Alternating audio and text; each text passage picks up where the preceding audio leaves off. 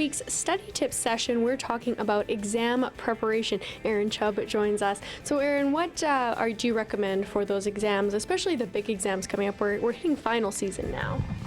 Well, certainly the work throughout the semester definitely has to do with it, but at least a week before the big exam, at least a week, you start studying every single day, trying to avoid that cramming of 8 hours the day before or the day of or all night before the exam.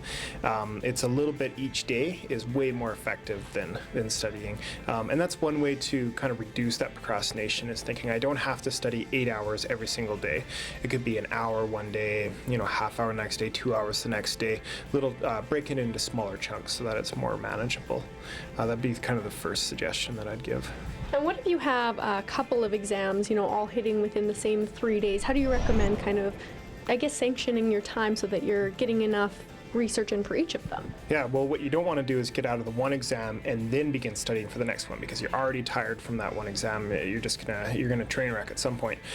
So with that 1 week rule, if you have an exam, say on Monday and Tuesday and maybe Thursday, the week before on the Monday, you start studying for the Monday exam. On Tuesday, you're studying for the Monday and the Tuesday exam, maybe an hour or 2 hours for each.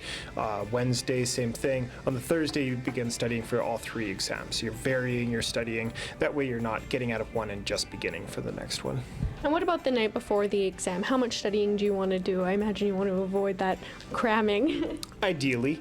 But yeah, you want to be reviewing some stuff that you've already learned. Learning new information at that point, it's going to be in your short-term memory. We can balance about 6, 7, 8 things in that short-term memory. You throw in something else, you're going to yard sale. So reviewing stuff that you already know, but then get a good night's sleep. Have a good supper, good breakfast. A little bit of exercise that morning can help in terms of increasing your ability to recall information and lowering that stress. So, don't go crazy with the exercise, but a 20-minute run, 30-minute run, a couple hours before the exam would be a good idea. Anything else, Aaron, that you recommend for exam preparation?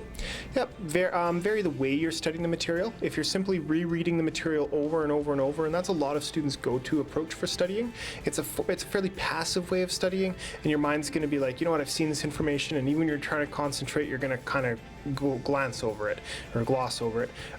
So finding different ways to study. Have you answered questions in the book? Maybe using a site like Quizlet.com where you can make some flashcards and play games with those flashcards, make it a bit more interesting. Find people to study with so you get a chance to explain the material so that the first time you've been asked to explain the material is not during the exam. Great, thanks Aaron, those are awesome tips. You're welcome, Fallon. Stay tuned for more on Go right after this.